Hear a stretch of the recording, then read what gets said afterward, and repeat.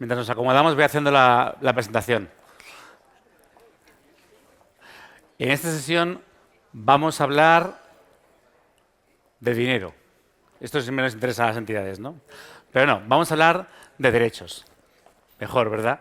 Vamos a hablar de derechos, vamos a hablar de servicios, vamos a hablar de cómo mejorar la atención a las personas, ¿no? Muchas veces, cuando hablamos de la concertación social, es un tema que es un reto, es un deseo muchas veces de las entidades que hemos planteado que el trabajo que hacemos durante muchos años conjuntamente con las personas se pueda traducir una sostenibilidad en un proyecto a largo plazo que dé garantías y la asistencia adecuada a las personas. Me voy a sentar ya, que estamos todos sentados. Entonces, esto que estamos hablando de concertación social es una pelea, un deseo y un reto.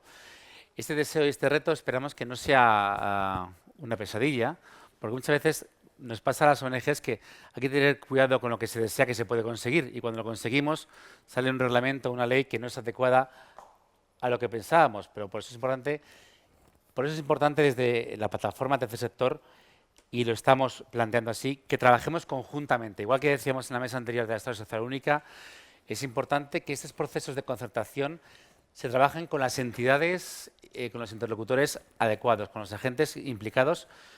Y en ese sentido, las ONGs que estamos reunidas en torno a la plataforma Tercer Sector nos sentimos implicados a trabajar conjuntamente con la Comunidad de Madrid. Queríamos traer el tema de la concertación social y tenemos a tres personas, invitados clave para ello. Por un lado, tenemos a mi izquierda, justamente está el viceconsejero Pablo Gómez Tavira. Muy buenos días. A Gabriela Beni, representante del Grupo de Trabajo de Concierto Social de la plataforma Tercer Sector. Y termino ya presentando a Juan Antonio, y va a ser el primero que hable como tal. Así ya aprovechamos y empezamos ya. Vamos a ver cuál es la visión de la concertación social desde el punto de vista comparativa. Primero, ¿qué está pasando? ¿De dónde viene este tema de la concertación social? ¿De qué directiva europea se aplica? ¿Cómo se está aplicando en las diversas comunidades autónomas como tal? Y para eso hemos invitado a Juan Antonio Segura, que, bueno, aparte de ser director general de CEPAIN, es el comisionado de sostenibilidad de la plataforma Tercer Sector de ámbito nacional. Muchas gracias, Juan Antonio. Y lo que te pedimos a ti es que nos vayas un poco el marco de por qué hablamos de la directiva europea y cómo estás viendo en toda España esta visión y qué comunidades autónomas lo están aplicando. Muchas gracias. Bueno, muchas gracias a ti, Jorge. En primer lugar, gracias a la PTS de la Comunidad Madrileña por la organización de este primer congreso y por las dos mesas previas que han sido profundamente interesantes y que desde luego daban juego para continuar el debate y el diálogo en profundidad. Abordar el concierto social como un nuevo instrumento de colaboración entre el tercer sector de acción social en España con las administraciones públicas nos sitúa en el escenario de la necesidad de modificar los instrumentos que tenemos que fortalecen ese vínculo, ese modelo de relación entre las entidades del tercer sector con las administraciones públicas. Y no solamente desde el punto de vista, ya ha salido esta mañana, de la financiación, que ahí es donde entraría directamente el desarrollo de la concertación social, sino también desde el punto de vista del reconocimiento como actor fundamental en el desarrollo y en la implementación de las políticas sociales que tenemos como tercer sector de acción social. Como decía la consejera esta mañana, un sector que supone el 1,6% del PIB y, por tanto, requiere de modificar los instrumentos de interlocución con las administraciones públicas. En primer lugar, evidentemente, con el desarrollo de la legislación de materia de tercer sector, que tenemos la ley del 2015 a nivel estatal, pendiente todavía de desarrollo en lo que es el impulso de un proceso, de un plan de promoción, de impulso, de reconocimiento de ese tercer sector de acción social en España, desde el 2015 pendiente de desarrollo, y luego lo que es la articulación de las leyes autonómicas del tercer sector, en donde ya se han dado varios desarrollos en el ámbito autonómico. La Comunidad de Madrid ha estado en el debate esta mañana, no es así. Nos queda, evidentemente, el reto de abordar una ley específica del tercer sector, como ha salido esta mañana. Y luego profundizar en ese reconocimiento en las estructuras de interlocución, reforzando el diálogo civil, evidentemente ha salido esta mañana, evidentemente diferenciado del diálogo social, y necesitamos reforzar ese diálogo civil de manera estructurada y con base legal. no puede ser por un carácter graciable de una determinada consejera o de un determinado consejero y además vinculado a un diálogo civil con una determinada consejería. Tiene que ser un diálogo civil articulado en el conjunto del gobierno autonómico y afectando a todas las consejerías de un gobierno autonómico y por ley. Por ley. Por lo tanto, efectivamente, con un marco legal y con unos plazos, con unos interlocutores y con un marco, evidentemente, de negociación en donde podamos aplicar esa necesaria gobernanza en el desarrollo de las políticas públicas. Ese es un escenario esencial. Y luego tenemos que modificar los instrumentos de financiación con los que se establece la colaboración de las entidades del tercer sector con las administraciones públicas. Tradicionalmente, hemos venido funcionando con el régimen subvencionador, con subvenciones en régimen de concurrencia competitiva, con algunas líneas de subvenciones directas. Hemos utilizado el instrumento del convenio, muy cuestionado últimamente ese desarrollo del convenio, y aparecen dos instrumentos que tenemos que utilizar cada vez más. Uno es la contratación pública, la contratación pública y, evidentemente, la reserva de mercado dentro de la contratación pública que establece la propia legislación, la propia ley de contratos de la Administración Pública, que en su disposición adicional cuarta determina una reserva obligatoria del 7% de los importes a contratar de política pública a las empresas de inserción, a los centros especiales de empleo, que se puede elevar hasta el 10%. Y emerge la concertación social. La concertación social emerge, primero, es un desarrollo que históricamente ya tiene unos antecedentes claros en España. Hay que remontarnos a la ley educativa de 1985, que ya recogía la posibilidad de la concertación con entidades privadas. Y, evidentemente, también podríamos hacer mención a la Ley General de Sanidad de 1986, que también recoge ya la concertación y la posibilidad de abrir esa concertación a entidades privadas. Lo que abre la Directiva Comunitaria de Contratación del 2014, las directivas comunitarias del 2014, es la posibilidad que le abre a las administraciones públicas. En su considerando 114 viene a establecer que las administraciones públicas pueden dispensar los servicios a las personas en materia de servicios sociales utilizando un instrumento que no es la contratación pública, sino el concierto social como instrumento alternativo a la contratación. Y le deja ese espacio de libertad a las administraciones públicas para concertar servicios que podría dispensarlos de forma directa con sus propios recursos, pero lo que deja es la posibilidad de hacerlo de manera indirecta con entidades privadas, entre ellas, evidentemente, las entidades del tercer sector de acción social. Lo que hace después nuestro marco legislativo de la Ley de Contratos de la Administración General del Estado es transponer estas directivas del 2014 a nuestro ordenamiento jurídico. ¿Y lo hace dónde? En la Ley de Contratos de la Administración General del Estado del 2017, en donde claramente en la disposición adicional 49 deja claro a las administraciones públicas la posibilidad de concertar los servicios sociales a las personas con las entidades, en este caso con las entidades sociales de carácter no lucrativo. Al abrigo, evidentemente, de este marco legislativo y de esta adicional 49, ¿qué han hecho el conjunto de comunidades autónomas? Legislar vía decretos o vía leyes el desarrollo de la concertación social. En este escenario, el conjunto de muchas comunidades autónomas han desarrollado ya el concierto social. La primera comunidad autónoma que desarrolla el concierto social es el País Vasco, en el 2008, y desde entonces prácticamente el conjunto de comunidades autónomas han venido desarrollando la concertación social. Pablo, llega un poquito tarde la Comunidad de Madrid, evidentemente, llega un poquito tarde porque lo hace a partir de la modificación de la Ley de Servicios Sociales del 2022, que se aplica en enero del 23 y, por lo tanto, lo que puede recoger es los aprendizajes adquiridos del conjunto de comunidades autónomas. Esa es la parte positiva, pero llega la concertación social, una de las últimas comunidades autónomas que llega al desarrollo de la concertación social. Por lo tanto, el desarrollo de las comunidades autónomas se ha hecho al abrigo de decretos ley, al abrigo de las propias leyes de servicios sociales o de leyes específicas que desarrollan esa concertación social y las características de esta concertación social. ¿Qué tenemos en el dibujo en el conjunto de España? Tenemos comunidades autónomas que han utilizado como 4 alternativas diferenciadas. Por un lado, comunidades autónomas, que lo que han hecho es reservar exclusivamente la concertación social en el ámbito de los servicios sociales o en el ámbito de los servicios sociosanitarios exclusivamente a entidades sin ánimo de lucro que configuramos el tercer sector de acción social. Es un ejemplo de comunidades autónomas. Tenemos un segundo bloque de comunidades autónomas que lo que han marcado es una preferencia para las entidades sociales sin ánimo de lucro, pero dejan también abierto el escenario hacia las entidades privadas con ánimo de lucro, el tejido empresarial, ese segundo sector de nuestra estructura. Y tenemos comunidades autónomas que lo han dejado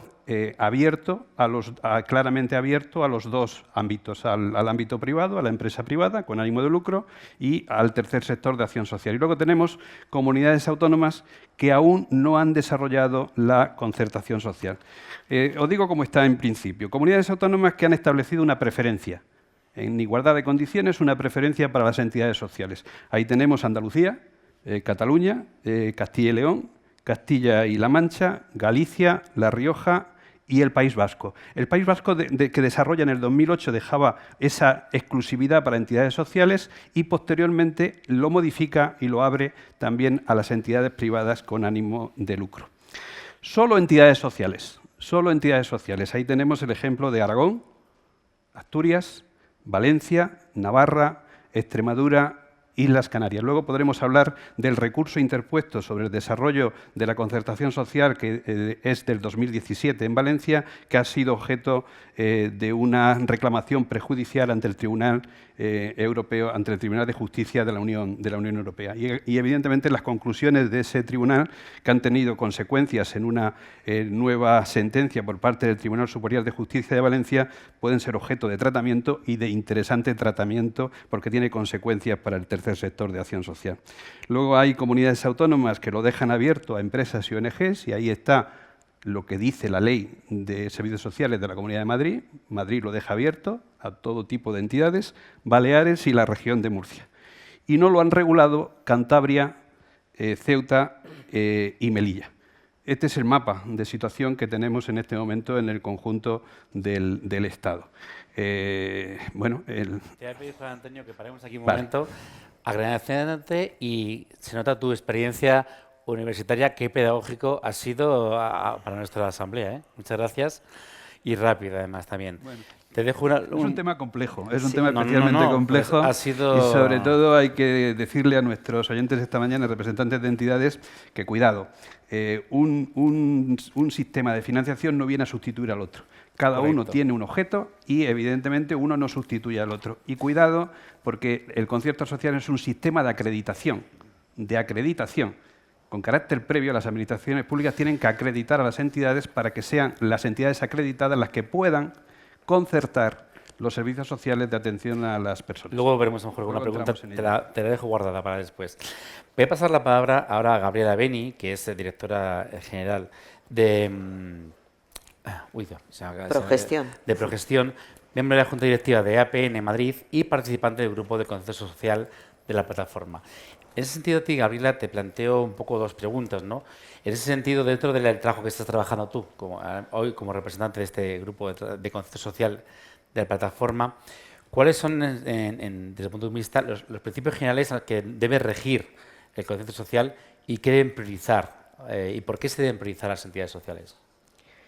Bueno, disculpadme porque tengo más voz de Halloween que de venir aquí a una mesa. Gracias por la invitación y, bueno, quería agradecer también a todas las personas que componen el grupo de trabajo de concierto social, las que estuvieron y las que están ahora, que llevan haciendo un trabajo desde el año 2022 y no antes, cuando la Ley de Servicios Sociales.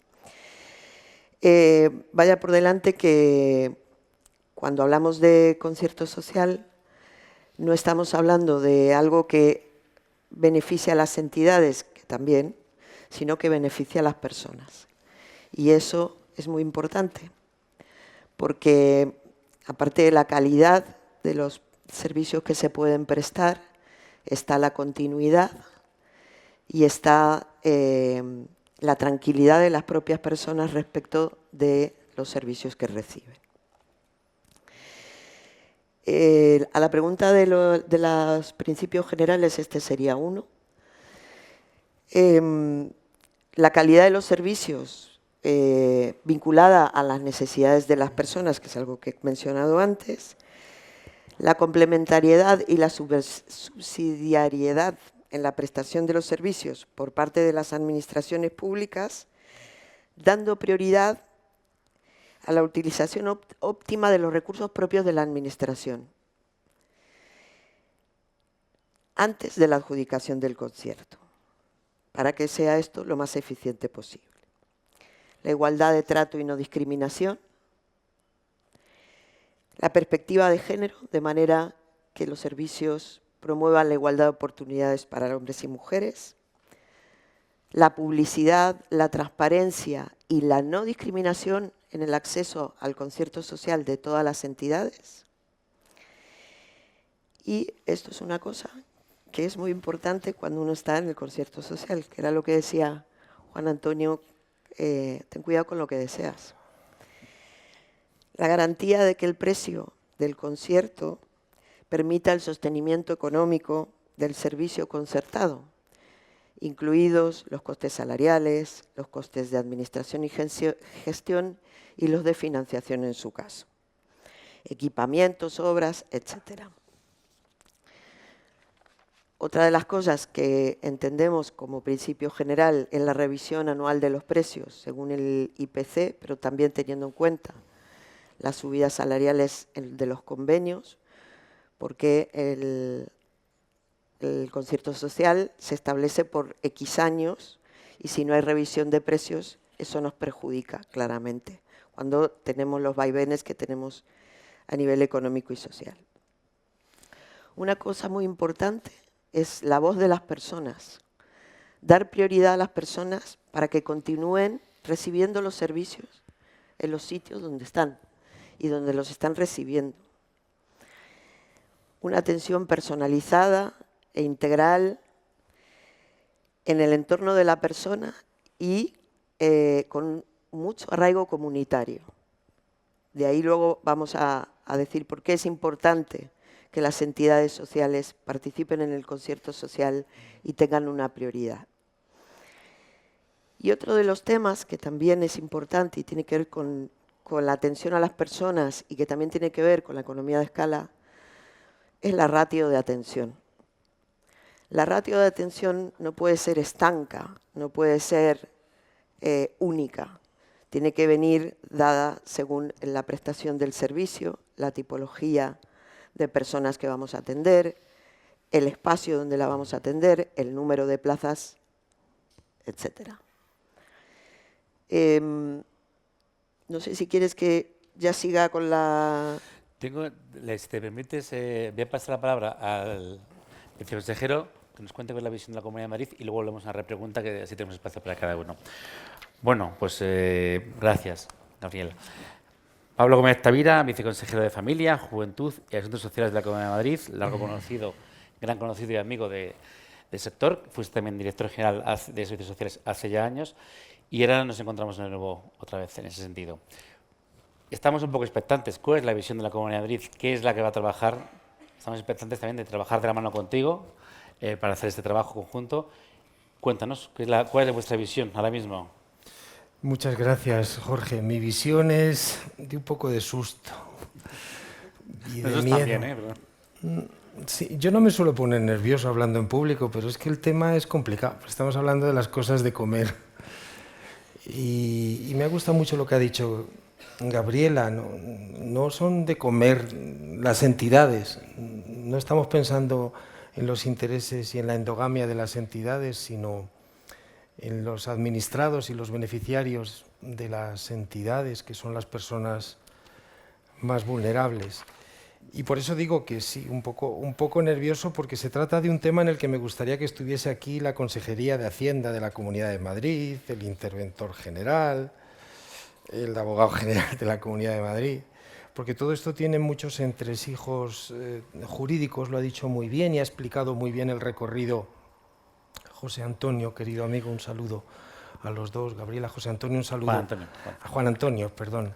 A Mariano Casado, también a Luis, gracias por este espacio, y a todas las personas que estáis aquí, a quien respeto y valoro porque yo creo que sois lo más granado de la sociedad madrileña, ¿no? Si el tercer sector no lucrativo se retirase de Madrid, de España, pues este país sería un caos, ¿no? Y lo tengo clarísimo, no es por regalaros los oídos, es que es así.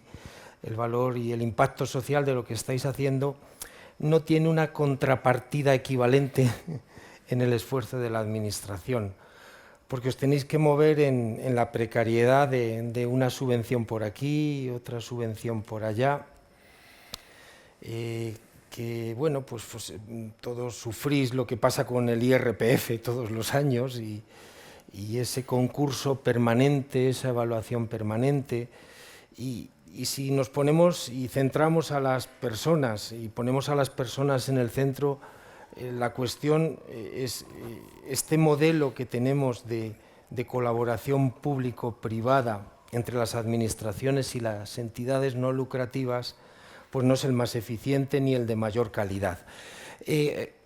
Juan Antonio ha hecho el recorrido de la legislación y claro, aquí tenemos varios problemas y el primero es que la Directiva Europea del año 2014 lo que hace es sacar al concierto social de la contratación, que es lo mismo que hace en la disposición 49, la 49, la Ley de Contratos del 2017, que saca al concierto social de la contratación pública. Por tanto, no podemos hacer un concierto social que sea un contrato encubierto, no podemos, y eso hay que evitarlo. La Comunidad de Madrid, efectivamente, llega de las últimas, no la última, pero esto también puede ser positivo para aprender las lecciones de los conciertos que se han puesto en marcha en otras comunidades autónomas con bastantes deficiencias. Y lo último, lo penúltimo, pues el concierto social de Valencia, que da como consecuencia la cuestión prejudicial que se eleva a la Unión Europea. Y tengo aquí la sentencia de 27 hojas que da lugar a otra sentencia del Tribunal Superior de Justicia de Valencia. Y esta sentencia de la Unión Europea pues no lo pone todo fácil. No lo pone todo fácil. ¿Por qué? Porque ubica el concierto no en el ámbito de la subsidiariedad, sino de la complementariedad. Y esto voy a intentar explicarlo, porque es una cuestión que parece que es un matiz técnico, pero forma parte de la esencia de lo que estamos diciendo. Es decir, yo el otro día me reuní con los amigos de APN, tuvimos un encuentro para mí súper gratificante, porque pues desde la administración muchas veces deberíamos salir más de los despachos y escuchar en foros donde hay gente de verdad que está trabajando en lo mismo, pues con unas ideas geniales. Y ahí lancé una pregunta: ¿lo que hacéis vosotros es servicio público o no es servicio público? O sea, ¿lo que hace la sociedad civil organizada es un servicio público o no? Claro, pues había dudas y había debate no cerrado. Yo creo que sí, que es un servicio público. Y hasta ahora en el movimiento asociativo pues se ha planteado, yo vengo de ahí y no reniego de mis raíces, de las que me siento orgulloso, y han sido los mejores años de mi vida. Y claro, ahí se decía, no, nosotros somos subsidiarios porque no tenemos que hacer lo que debe hacer la administración, porque la administración tiene un papel de garantía de derechos y nosotros somos subsidiarios de esos derechos que no son cubiertos por la acción de la administración. Hay debate sobre esto, hay entidades que no lo piensan así. Y la Directiva Europea no habla de subsidiariedad, sino que habla de complementariedad. ¿Qué significa? Y lo dice en la exposición de motivos la Directiva Europea de Contratación Pública. Queremos una administración pública fuerte y queremos una sociedad civil fuerte. Y para ello vamos a hacer que la administración pública, mediante el sistema de conciertos, pueda ofrecer unos determinados servicios en calidad, con total transparencia, pero buscando la calidad. Y la relación es directa del ciudadano, y lo dice la sentencia a raíz de la cuestión prejudicial de Valencia. La relación es directa entre el ciudadano y el servicio que se ofrece. De manera que, por ejemplo, en la Ley de Servicios Sociales de Madrid, que nos apresuramos, y fue antes de la sentencia del Tribunal Superior de la Unión Europea, decíamos, hay que establecer unos precios por los servicios y una plaza, un coste de plaza que se actualizará cada año, y tiene que haber una reserva de plaza con un coste que se reserva. La sentencia del Tribunal Europeo no admite ese tipo de reservas, porque dice, la entidad con la que se tiene un concierto ofrece un servicio y el ciudadano es libre de elegir el servicio que quiera. Con lo cual, si un ciudadano dice yo no voy a ese servicio, la administración no tiene por qué pagar ese servicio, si el ciudadano no va. O sea, os digo que esto daría lugar no para los 10 minutos que tenemos aquí, de ninguna manera, porque esto es una cuestión jurídica compleja, y os digo que estamos preparando un decreto de concierto en la Comunidad de Madrid. Yo llevo 5 meses dándole vueltas, y lo que quiero es que no nos lo tumben los servicios jurídicos de la Comunidad de Madrid. Por supuesto Hacienda, que esa es otra cuestión, pero no quiero que nos lo tumben como consecuencia de la sentencia de la Unión Europea. ¿A qué voy? A que parece que el concierto social puede ser la panacea y la solución de la falta de financiación, pero tal y como está la cuestión jurídica planteada por la Unión Europea, no lo veo así. Nosotros tenemos en la Comunidad de Madrid distintos modelos de concertación social, como es, por ejemplo, el acuerdo marco. En la consejería tenemos 23 acuerdos marco, 17 son de discapacidad. El acuerdo marco ofrece una plurianualidad. En exclusión social no hay acuerdos marco, pocos, o sea, no hay, los hay en infancia, los hay en discapacidad, pero no los hay en intervención y lucha contra la pobreza. Podría haberlos. El acuerdo marco tiene una virtualidad, es que ofrece pues una plurianualidad, pero cuando estás tramitando el nuevo acuerdo marco, con la desindexación famosa, cuando establece los precios del nuevo acuerdo marco ya estás desfasado, porque llegan convenios colectivos del sector, porque llegan...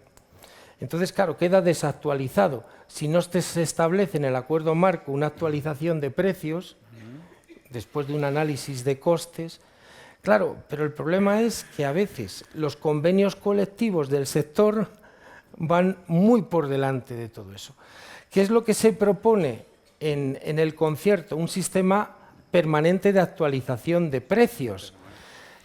Pero tampoco lo tiene clara la sentencia de Europa, no lo tiene claro eso. Es decir, plantea la no indemnización, que es una cuestión terrible, terrible, y no plantea con claridad esa actualización de precios. Hasta establece la posibilidad de que la administración pueda decir yo actualizo el precio, pero no tomo como referencia el convenio colectivo del sector. Por tanto, os digo, resumiendo, esto merece mesa de trabajo y yo me ofrecí, y esto con la plataforma del tercer sector lo tenemos que trabajar, porque tiene una cuestión jurídica muy compleja detrás, pero en todo caso lo que digo es que tiene que haber un modelo de concertación que dé más estabilidad. Yo soy el primero que lo dice. 3 años en un acuerdo marco es insuficiente, y con la desindexación estamos perdidos, y miro a la cara con dolor de personas a las que quiero y que sufren día a día las consecuencias de esto. Muchas gracias, Pablo. Tenemos tiempo para un minuto rápido cada uno de cierre, para lo prometido, y acojo las palabras de Pablo de trabajar en la mesa y a lo mejor hacer una jornada de trabajo únicamente sobre esto más adelante. Juan Antonio, justo antes de dejar palabra en la boca a ti, antes del principio, tantas cosas que decir. ¿Cuáles son esos elementos importantes que afectan a las entidades Elige tres elementos. Bueno, es muy difícil porque Pablo me ha dejado muchísimas puertas abiertas para el debate, para el diálogo.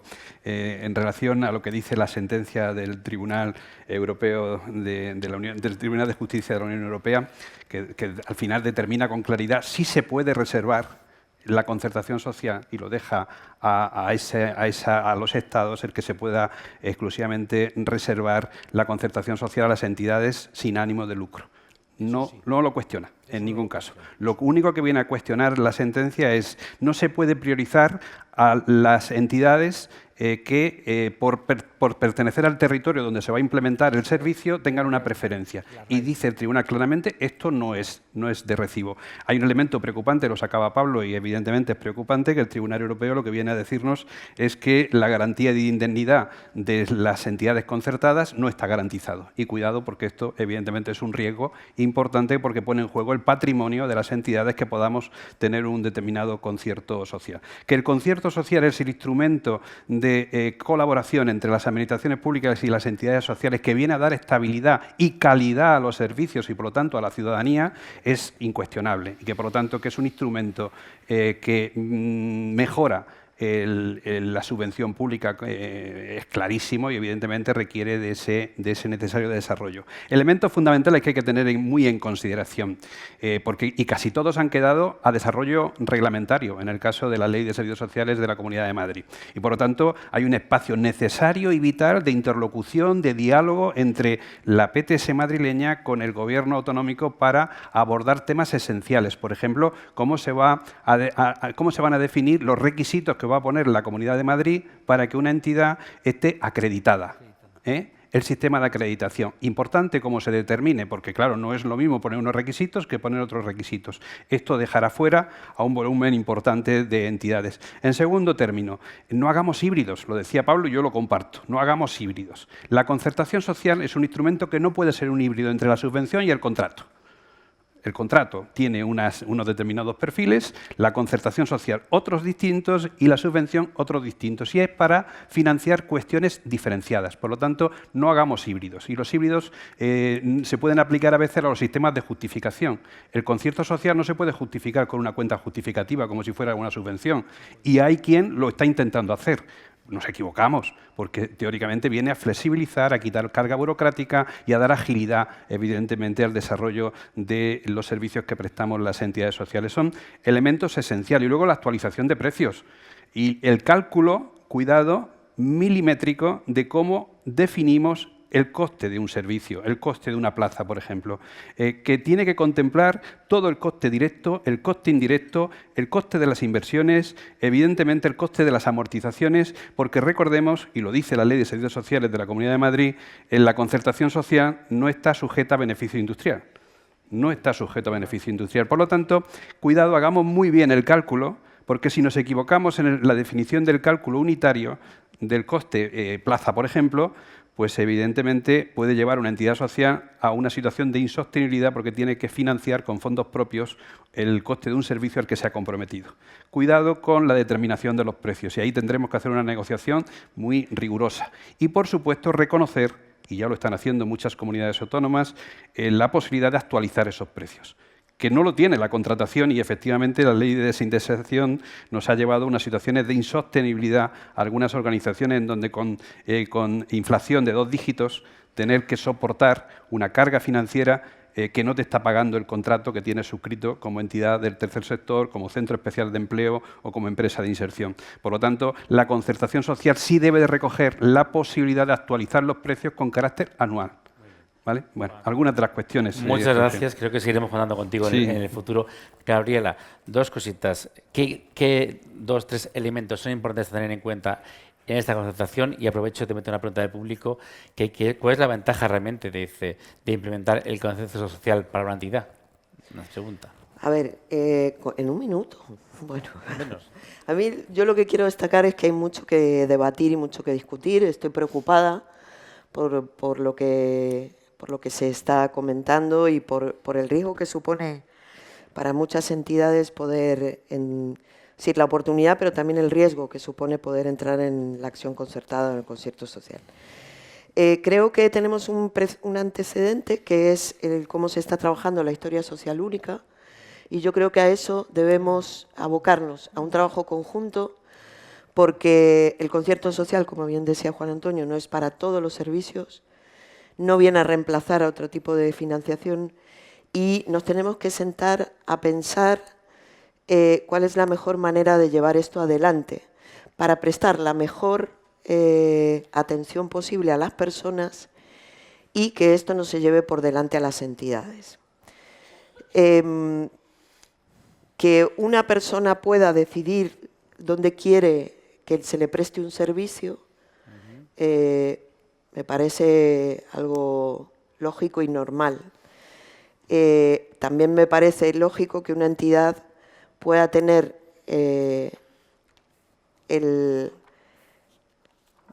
la suficiente capacidad de prestar ese servicio con el coste que supone. Costes directos, costes indirectos, que no está reñido con poder elegir, pero sí con poder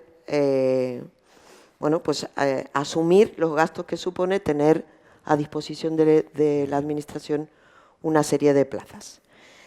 Beneficios para las entidades,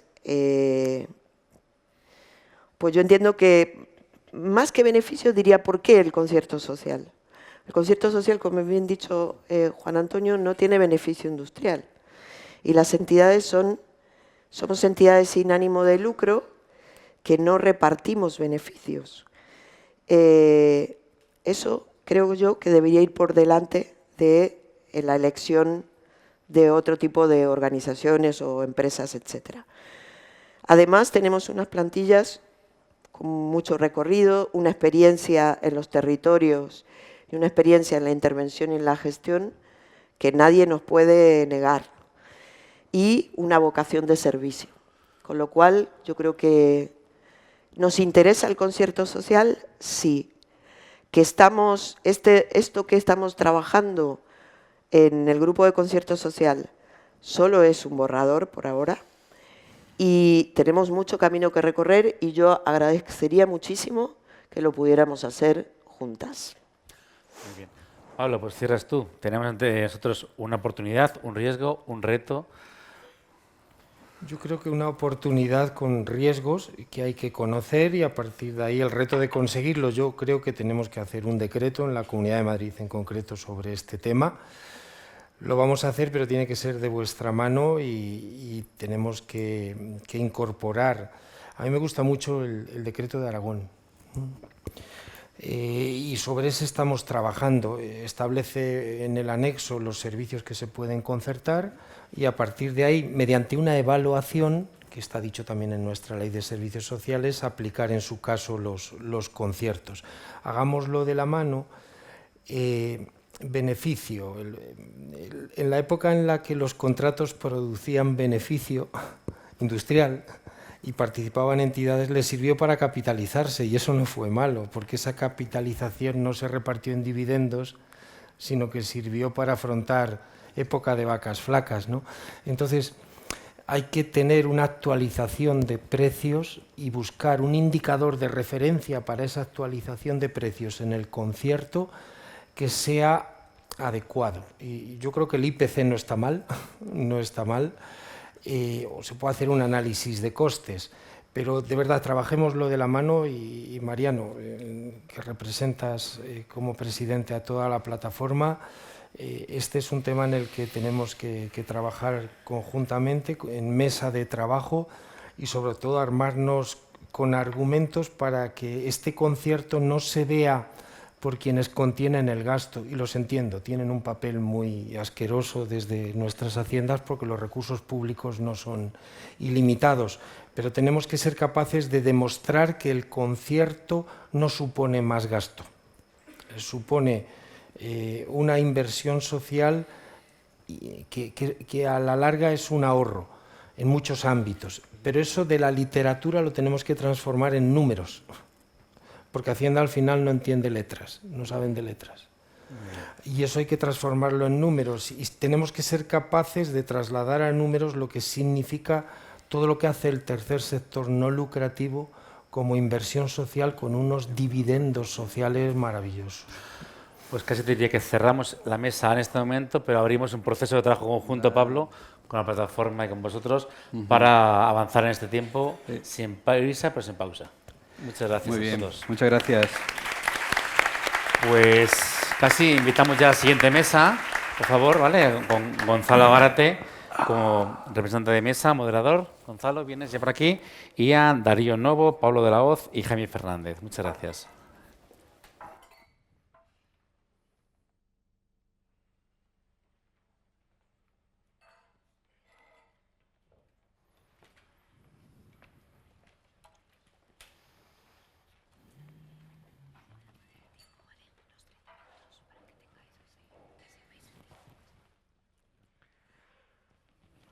Vale, pues nada, recalcar como han hecho mis anteriores compañeras el agradecimiento por asistir a este primer congreso. Sin más dilación vamos a pasar a presentaros a los ponentes de esta mesa, también teniendo en cuenta que vamos con un poco de retraso, entonces para intentar hacerlo de la forma más ágil posible. Como sabéis, esta mesa que hemos titulado ¿Cómo se ve al tercer sector de la Comunidad de Madrid? Queremos aportar la visión de tres personas respecto ¿no? desde fuera, digamos, y de tres ámbitos diferentes: universitario, asociativo y de medios de comunicación, pues el punto de vista respecto a este complejo sector. Nos acompañan, como podéis ver, Darío Novo, que es periodista de la cadena COPE, Pablo de la Hoz, presidente del Consejo de la Juventud de la Comunidad de Madrid, y Jaime Fernández, profesor de la Universidad Complutense. La idea, o digamos, la cuestión a resolver en esta mesa, teniendo en cuenta, como se ha recalcado a lo largo de la mañana, que la sociedad de hoy en día no se puede entender sin la aportación que realizamos desde las entidades del tercer sector, tendría que ver con cómo nos puede esa mirada externa ayudar a las entidades del sector a mejorar nuestras atenciones, nuestros proyectos. Todo esto entiendo que depende en gran medida de cuál sea el concepto de tercer sector que se maneje. Por dar algunas pinceladas, pues, y como todas sabemos, estaríamos hablando de esos principios de proximidad al territorio, de una participación democrática dentro de las entidades, de la actuación transparente o temas como el voluntariado, ¿no? Como algunas pinceladas, como insisto, respecto a qué caracteriza al tercer sector. Entonces, en este sentido, como preguntas transversales para los ponentes, estaría esta, ¿no? Digamos, de cuál es el concepto de tercer sector que manejan, cómo creen que se reconoce o se conoce socialmente al tercer sector, y luego, en tercer lugar, pues un poco ese estigma, digamos, que en ocasiones cae sobre nuestras entidades respecto a ese concepto, ¿no? Esa etiqueta, mejor dicho, quizás, de los chiringuitos, ¿no? De lugares que lejos de, como se ha venido explicando a lo largo de la mañana, ayudar a las personas que más lo necesitan, son lugares en los que se produce, digamos, una retroalimentación de las propias estructuras que conforman el tercer sector. Para agilizar la mesa, como os decía, dentro de los bloques que hemos pensado, pues voy a dar la palabra en primer lugar a Pablo, y quien nos va a hablar un poco respecto a la visión del Consejo de la Juventud de la Comunidad de Madrid, y en concreto en el bloque, como decía, vinculado al diálogo civil y la colaboración. Entonces, en ese sentido, pues saber cuál es la perspectiva del Consejo, cómo hacer más efectivo ese diálogo, qué mecanismos nos pueden ayudar a mejorarlo, y qué papel podemos jugar las entidades en ese fortalecimiento del tejido asociativo. Así que, sin más dilación, Pablo. Muchas gracias, Gonzalo. Bueno, desde el Consejo de la Juventud, la verdad que guardamos bastantes similaridades, ¿no? Similitudes con con la plataforma del tercer sector. Nosotros también sufrimos ese estigma de ser mal llamados chiringuitos. Y bueno, es realmente por este motivo, ¿no?, por el que también sospechamos que se conocía este viernes la decisión de esta proposición de ley que pretende cerrar nuestro espacio, el Consejo de la Juventud de la Comunidad de Madrid, porque, bueno, si consideramos que los espacios de participación son chiringuitos, entonces quitémoslos de la Constitución española, ¿no? Por el artículo 48, las administraciones públicas, tanto a nivel nacional como regional como local, tienen el compromiso fiel de que exista la participación juvenil, y para eso existe el Consejo de la Juventud de la Comunidad de Madrid, para presentar y representar todas las voces de los jóvenes y las jóvenes de la Comunidad de Madrid ante la Administración pública, para que se escuche nuestra voz y poder hacer así esa incidencia en las políticas públicas. Y un poco con esa naturaleza surge también la plataforma del tercer sector, ¿no? Nosotros, como ya sabéis, hacemos una labor de recabar en nuestros sendos informes los datos que afectan a la juventud en la Comunidad de Madrid, especialmente a través del informe del Observatorio de Emancipación, que refleja los pésimos datos que tenemos en la Comunidad de Madrid, por ejemplo, en lo que puede ser la materia de vivienda o también del empleo. Una comunidad en la que solo apenas 2 de cada 10 personas jóvenes logran emanciparse, una comunidad en la que 1 de cada 4 personas jóvenes está en riesgo de pobreza o exclusión social, en la que 1 de cada 5 personas además está en riesgo de pobreza y exclusión social pese a trabajar, es decir, que ya ni siquiera el empleo es garante de tener una vida digna. Pues en definitiva una comunidad que vemos como no se preocupa por las voces de los jóvenes, que no se preocupa por nosotros y a la que le damos igual.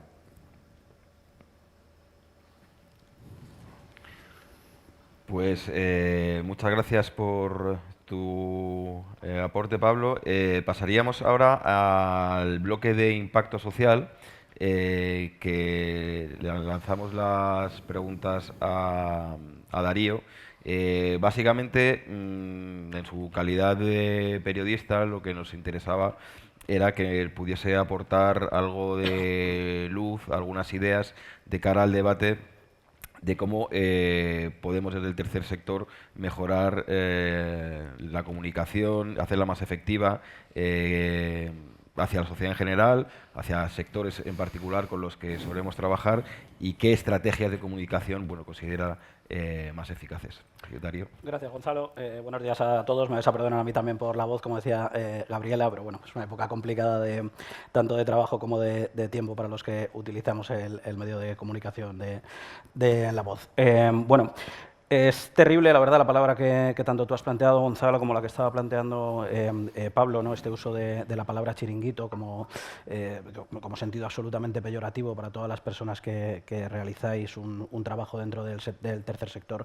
Y no puedo quitarnos esa vitola de que en muchos casos esta palabra terrible se ha utilizado desde los medios de comunicación, de muchos tanto profesionales como colaboradores que han querido atacar a través de esta palabra. Esto se hace porque muchas veces se piensa que los medios de comunicación o que los profesionales de la comunicación somos los que estamos manipulando al público, pero si fuéramos luego a las estadísticas de visualizaciones de cuando contamos este tipo de noticias negativas, que las ha habido, ¿no? Se me venía ahora mismo a la cabeza aquella historia, ¿no? de Paco Sanz, que hizo tanto daño a todas las entidades sociales. Esas historias el público las consume de manera masiva, es decir, tenemos que preguntarnos también como público por qué queremos consumir todo lo negativo y por qué no somos capaces de centrarnos en lo positivo que tiene todo este sector y que es mucho. En muchas ocasiones, cuando he estado trabajando o colaborando con alguna plataforma, algunos miembros de la plataforma del tercer sector de la Comunidad de Madrid planteaban esta misma pregunta que tú me hacías, Gonzalo, es decir,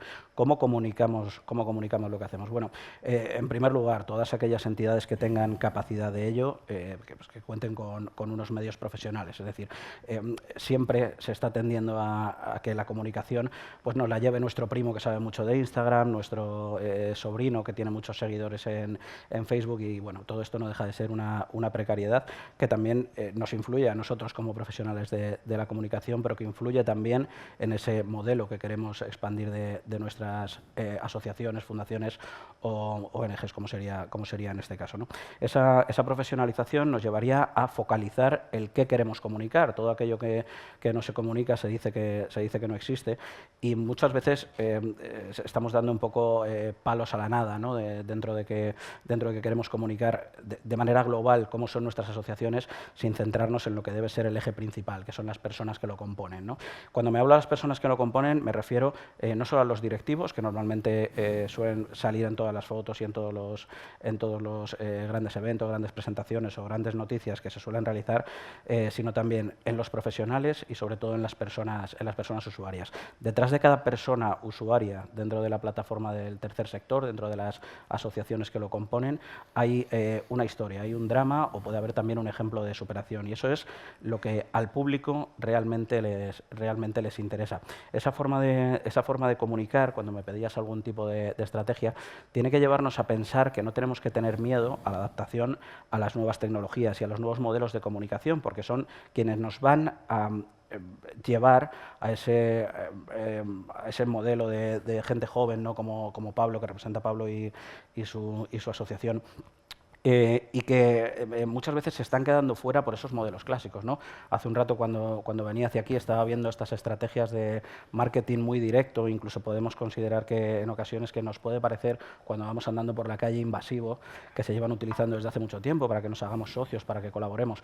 Pero todo eso verdaderamente tiene impacto, porque yo me venía pensando si todas estas personas, a menudo muy jóvenes y que también estarán en una situación de empleo muy precario, si todo eso lo focalizásemos en algo que les gusta, en algo de crear estrategias de marketing digital que les pueda llevar a estas asociaciones a crear un mayor número de socios y realmente invertir bien ese tiempo, ¿qué pasaría? No tenemos que tener miedo a estas nuevas tecnologías, a esta nueva adaptación, más que nada porque ya no es el futuro, o sea, es el absoluto presente, y de la que bueno, ninguna asociación, ninguna fundación o ONG debería prescindir. Pues muchísimas gracias, Darío.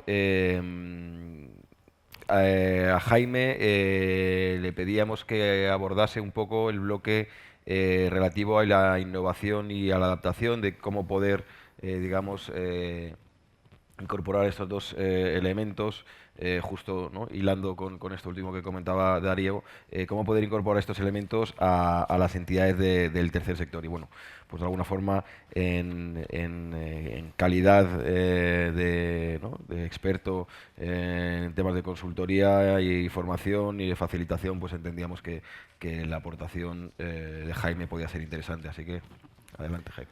Vale, gracias. Pues bueno, lo primero, enhorabuena por crear este espacio, porque es un debate y un conversatorio imprescindible, ¿no?, para el avance. Por desambiguar, doy clase en la universidad, es como me gano las lentejas, pero los sacramentos me los saco fuera como consultor. Entonces, tengo una amalgama de sombreros que igual me doy de alta en el epígrafe de sombrerería, estoy buscando a ver. Respondiendo a tu pregunta de cómo adaptar el tercer sector, yo vengo de haber trabajado en el tercer sector, en varias entidades, y ahora como consultor acompaño en los procesos de medición del impacto social a entidades del tercer sector. Entonces, bueno, conozco desde diferentes ángulos qué puede estar pasando en el sector. Doy mi versión de los hechos y también una mirada un poquito académica. Creo que me encanta que haya salido la palabra impacto tantas veces, porque en la medición de impacto creo que está el factor diferencial. Ahora mismo el tercer sector, yo creo que por el correr de los tiempos, tiene un reto y una oportunidad encima de la mesa que está directamente relacionada con la medición de impacto. ¿Por qué? Tan sencillo como que es quien mejor lo hace. El tercer sector es quien mejor lo hace. Hay un segundo sector en el cual incluimos entidades de la economía social, cooperativas, que también tienen un impacto social mayúsculo y están imprimiendo una velocidad en la medición extraordinario. También como perteneciente a la Junta Directiva de Sanas de las entidades del cuarto sector, ¿no?, de triple balance, hay un cuarto sector, de repente no teníamos sectores suficientes y se genera un cuarto sector, ¿no?, de empresas con ánimo de lucro, pero con un impacto, o sea, con ánimo de lucro, pero con impacto positivo. que tienen la medición en el centro de toda su operación. De todo lo que hacen, pasa antes por el filtro de medirlo para poder contarlo. Porque creo que eso también desestigmatiza muchísimo, abre nuevas oportunidades y permite, por ejemplo, imitar modelos que tienen que ver con cosas que se están haciendo en el segundo sector, en la empresa, diré, ortodoxa, ¿no? Con ánimo de lucro, sin ánimo de lucro, que quizá en el tercer sector convendría que miráramos, ¿no? Por ejemplo, se están generando montones de oportunidades en torno a la financiación en el ecosistema de la inversión de impacto, al cual el tercer sector tendría que acudir de manera sistemática. Lo están haciendo las grandes entidades, pero las pequeñas no. Y ahí creo que ahí creo que hay un salto mortal que abre una brecha, a mi entender, peligrosa. Porque la filantropía hay una refundazione, ¿no? con el modelo filantrópico, hay una inversión de impacto que está traccionando un montón de dinero a partir o a través de la generación de impacto. Esto ha empezado a preocupar. ¿Será tendencia? ¿Será honesto? Lo veremos, ¿no? Pero creo que ese sería una puerta de entrada y para acudir a ese espacio hay que medir. Claro, la medición tiene un coste asociado y esto es lo que pasa. Entidades grandes como fundaciones, como Acción contra el Hambre, Tomillo, etcétera, ¿no? que son la vanguardia de la medición de impacto dentro del tercer sector, ya tienen un departamento propio de sostenibilidad, responsabilidad social y demás, pero claro, entidades más chiquititas o con menos recursos, entonces ahí se plantea el reto, ¿no? En el modelo de la financiación. Y creo que sería interesante, con lo que comentábamos antes del concierto social, incluir también no solo la inversión y la amortización de los bienes de equipo, sino también incorporar ese coste de la medición. Porque la medición no es una evaluación de impacto, es conseguir nombrar qué cambios estamos produciendo. Y esto es para mí un poco el pollo del arroz con pollo, ¿no? Porque a partir de ahí, bueno, se abren muchas posibilidades, ¿no? Otra idea fuerza que para mí es vital y sobrevolaba el debate anterior y el precedente es cómo incorporar en el tercer sector la generación de modelos de negocio sostenibles. Creo que tenemos, bueno, yo como paracaidista me arrojo la oportunidad de poder decir, ¿no?, que esa mirada subsidiarista, ¿no?, casi ochentera, esa dependencia exclusiva a ese fondo público, para mí debiera de desaparecer de la foto de todas las entidades del tercer sector. Y entonces acudir a fórmulas de financiación híbrida, pública y privada, y generar modelos de negocio viables. Los estamos viendo que suceden a través de las empresas de inserción, ¿no? Tenemos ejemplos, ¿no? Cáritas, Cruz Roja, CEAR con los comedores, pero tenemos ejemplos desde la iniciativa privada, ¿no? Como Ilunion, que es una sociedad anónima, ni tercer ni cuarto sector, segundo, de libro, ¿no? Pero tenemos ejemplos también más chiquititos como Josenea, como La Hormiga Verde, como los yogures de la Falleda, como Crica, hay montones de iniciativas que son cuarto sector, que ahora han venido a ser llamadas cuarto sector y que creo que al tercer sector lo saca de la foto. Creo que el tercer sector tiene que entrar un poquito en esa, no pugna, pero baile, para poder tener acceso a todo eso que está teniendo acceso ese emergente cuarto sector a través de la creación de las SBIC y demás, ¿no?, de las sociedades de bienes de interés común. Y un par de ideas fuerza más. Además del hacer economía, totalmente de acuerdo con el tema de la contratación pública responsable. Hay cuestiones que dependen de la administración pública, ¿no? La contratación pública responsable, yo por aportar un ejemplo, ¿no?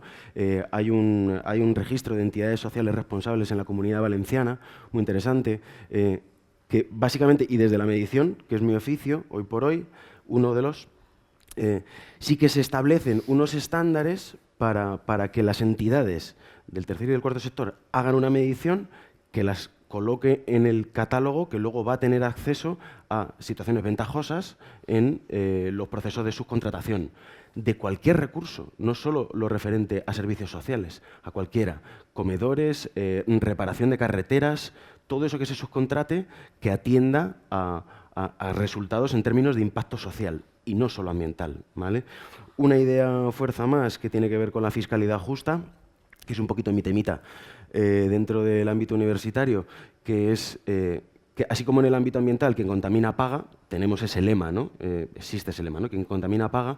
Estamos trabajando en la universidad en modelos de financiación justa, o sea, de fiscalidad justa, no solo en negativo, de quien contamina paga, quien lo haga mal, lo de la penalización de las externalidades, también muy ochentero. No, es bonificaciones, exenciones y minoraciones fiscales para quien lo haga bien. Y para poder llegar a ese escenario hace falta medir. Me voy todo el rato a la medición, porque llevo 25 años en toda esta película y al final la casilla de llegada es mide, mide, mide, porque si no, no lo puedes contar. Y por último, y también desde el ámbito universitario, yo he estado 4 años dando clase en la Complutense en Trabajo Social y cuando planteaba en el debate con mis alumnas, ¿no? Mi alumnado, cómo sería una renta básica universal. Para mí, de todo lo que conocemos, la renta básica universal para mí es un camino, no es un postulado, ¿no? Es ese ingreso mínimo vital. ¿Cómo sortear todas las dificultades que estamos viendo que está teniendo el ingreso mínimo vital, ¿no?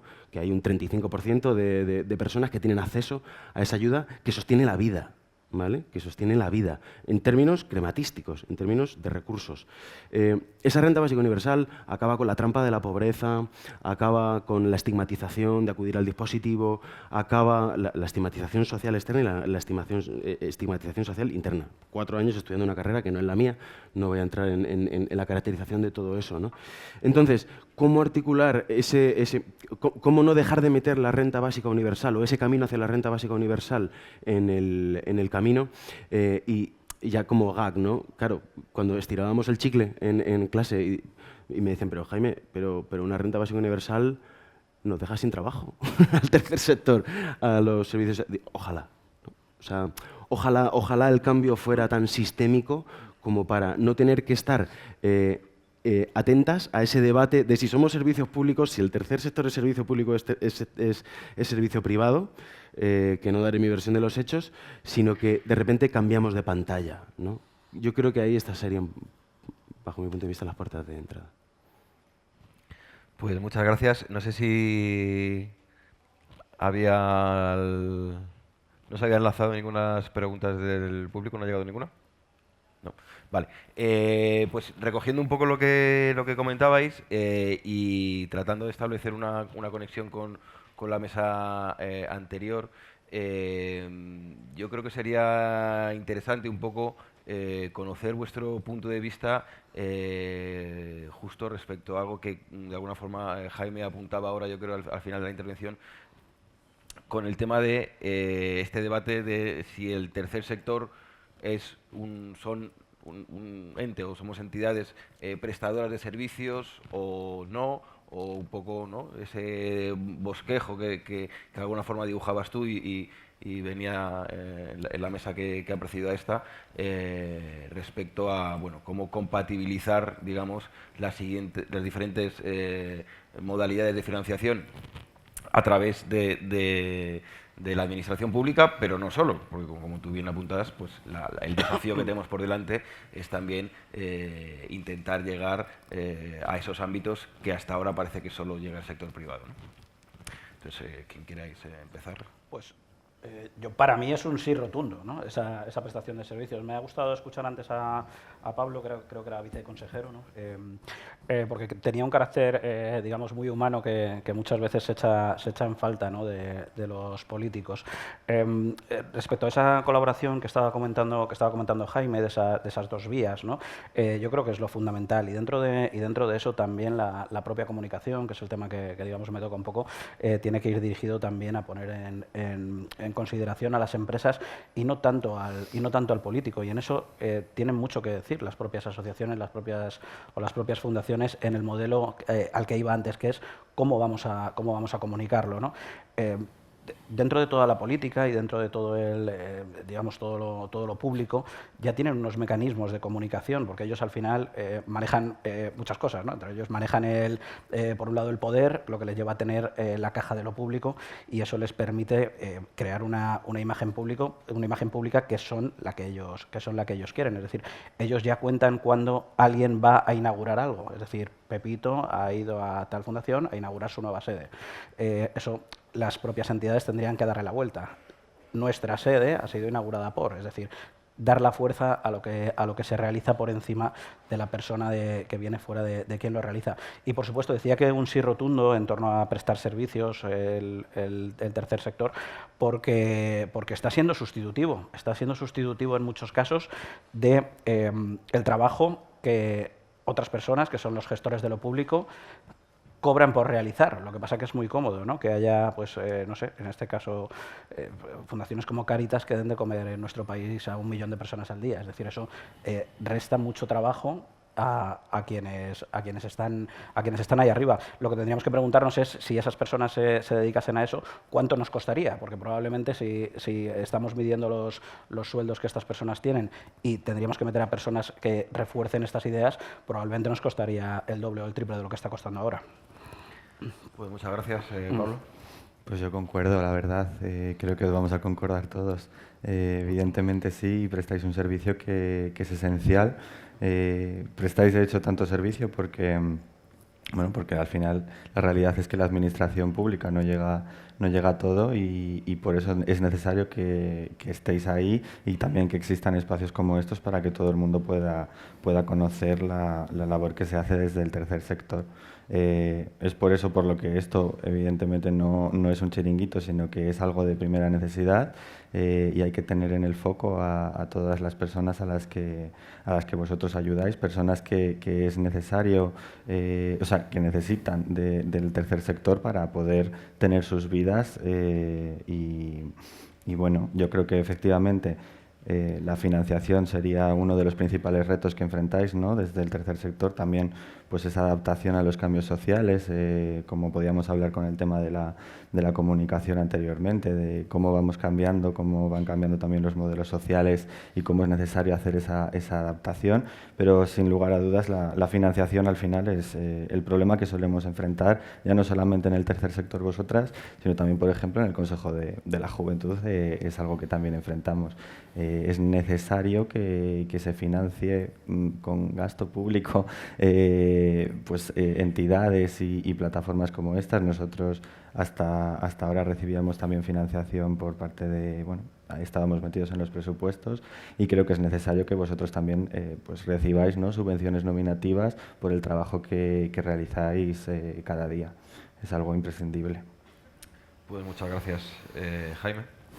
Vale, yo aquí intento llegar lejos, ¿no? Me ha gustado también la intervención del viceconsejero, tanto en cuanto para mí el tercer sector llega a donde la administración pública no llega, o no sabe, o no debe. Hay otro debate, ¿no? Pero para mí es el garante de la paz social. O sea, el contrato social rusoniano liberal tiene que ver con que esto no reviente. Y sin un tercer sector, o sea, ojalá no lleguemos a la pantalla en la que, más allá de suponer que si le pasáramos la prueba del algodón al tercer sector, sin un tercer sector habría un desborde social en términos de conflictividad, y no lo queremos. Ninguno de los deciles queremos eso. Entonces, que para mí el tercer sector contiene la paz social. Así de rotundo me expreso. También las empresas con impacto del tercer sector. Y en este sentido yo sí que propondría, para salir de esquemas viejos que nos estigmatizan y nos llevan a discursos bastante tramposos, intentar deshacer ese relato que hace ver que el tercer sector apoya a las personas con necesidades. El tercer sector aporta oportunidades y no es igualitarista en términos dialécticos, es generador de oportunidades, y yo hablaría como economista, aboliría para siempre la trampa de la categoría de la clase media, que es un concepto aspiracional más de la sociología, y hablaría de deciles. ¿Cuántos deciles están no afectados, pero sí tampoco beneficiados, que es otra palabra que no nos ayuda? ¿Cuántos deciles, hasta qué decil llega el tercer sector? No se queda en el primer decil de renta, ni siquiera en el segundo, ni siquiera en el tercero. Estamos viendo que en Acción Social hay programas de emprendimiento para el apoyo del emprendimiento femenino en medio rural. ¿A qué decil llega eso?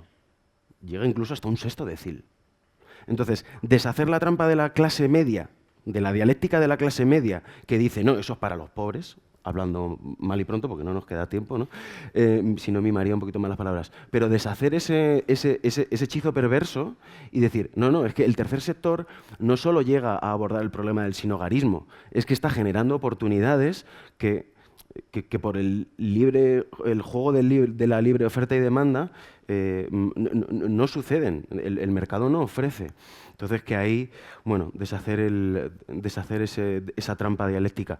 Y por último, también aportar que yo creo que ahí en la innovación social también hay una asignatura pendiente en el tercer sector que creo que se encuentra con un límite que tiene que ver exactamente con la financiación. Para mí, acudir a la financiación privada o a otros vehículos de financiación rompe el maleficio del marco teórico, ¿vale?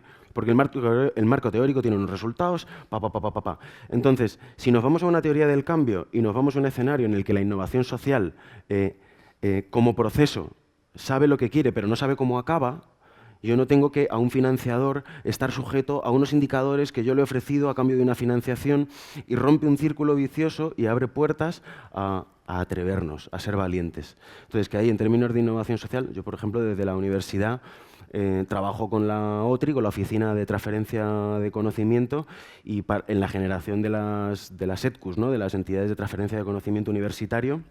Lo que me encuentro son con catedráticos y sobre todo catedráticos, todo muy masculinizado, que vienen con proyectos hipertecnológicos, desde la química, desde la física, una solución química de tal cual.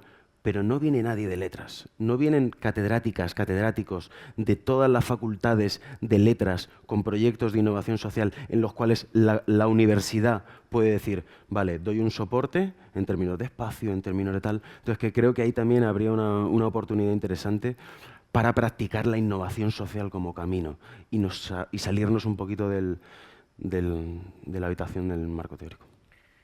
Pues nada, muchísimas gracias a los tres por vuestra participación. Una última reflexión para cerrar la mesa. Yo creo que justo con esta idea, ¿no?, que ha flotado en esta última ronda de intervenciones respecto a si el tercer sector debe tratar de llegar a donde la administración pública no llega, pues es un debate abierto, como hemos visto.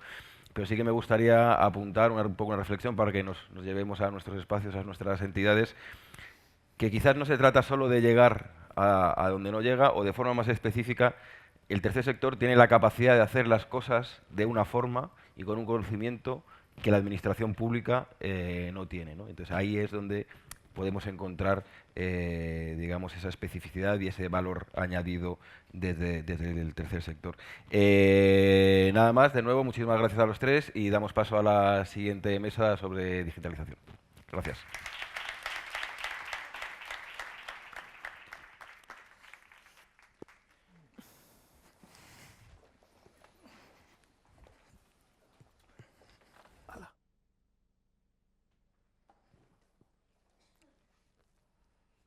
Bueno, voy a aprovechar, no sé si me escucha, sí. Voy a aprovechar mientras para ir presentando. Tenemos a Luis Rojo, es el responsable de Acción Social de la Fundación Telefónica. Luis, siéntate ahí si quieres. Venga, ahí mismo, da igual, aquí mismo. Fenomenal. María Dorey Roquete, que es coordinadora del programa Conecta 2 I+D+I de la Fundación Prodis. Víctor Jiménez, director de Transformación Digital de Acción contra el Hambre, y María Verde, que es la responsable de Investigación y Transferencia del Conocimiento en Autismo España. Muchas gracias a todos. Ya vamos muy mal de tiempo, pero quiero 2 minutos intentar que os transportéis todos a aquel momento en el que llegó la pandemia y nos metieron a todos en casa y no podíamos llegar a realizar nuestro trabajo, no podíamos, nos llegaban consultas, peticiones, bueno, y no podíamos llegar a esas personas que nos necesitaban, ¿no? Y entonces ahí es cuando decimos, ¿por qué la transformación digital es tan importante? Para todas las entidades, las grandes, las pequeñas, estábamos todos en casa y no podíamos realizar nuestro trabajo. Y Luis nos va a contar un poquito por qué es tan importante la transformación digital. Gracias. La verdad es que en ese momento decían, no va a pasar, no va a pasar, no nos van a encerrar en casa, los niños seguirán en el colegio y no, nos metieron en casa todos. Y yo creo que la primera pregunta que nos contestarnos ¿es necesario digitalizarse? Y la verdad es que no conozco a nadie que tenga como objetivo digitalizarse.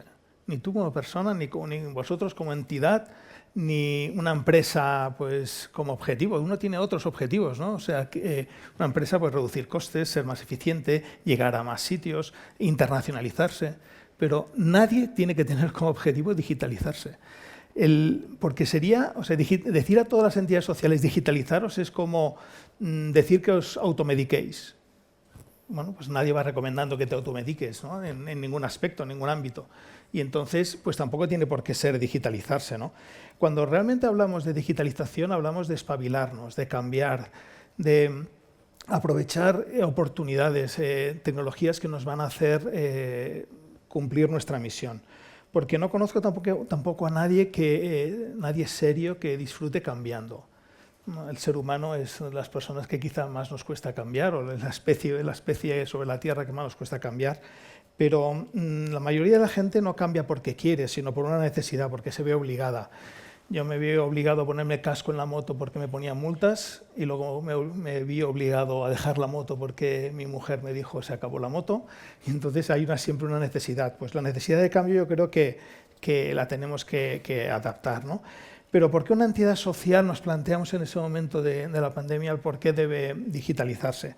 Y entonces lo recogimos en el libro blanco, pero antes de entrar un poco en el por qué lo hicimos, ¿por qué una entidad social debe recorrer ese camino de digitalización en su propia entidad? Lo primero es, bueno, solo hay un motivo, que es cumplir mejor tu misión.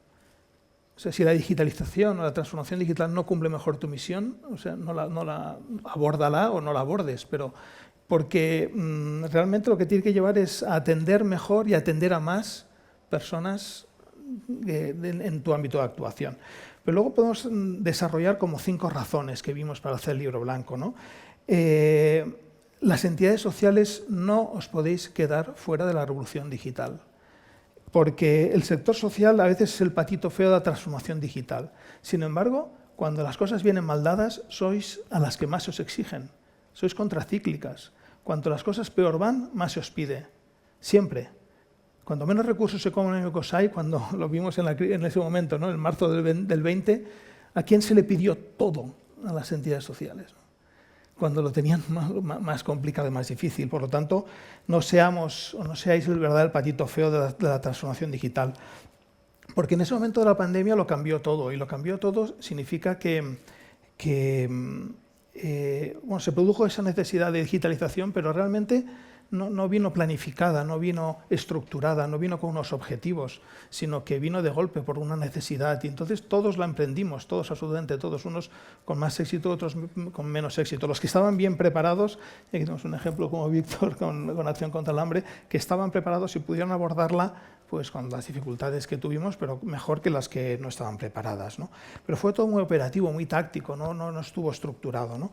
Y el mensaje que lanza el libro blanco de la transformación digital del tercer sector es que hay que pasar de una digitalización a una estrategia digital transformadora, que tiene que estar dentro del plan estratégico de la entidad y tiene que abordarse por toda la entidad.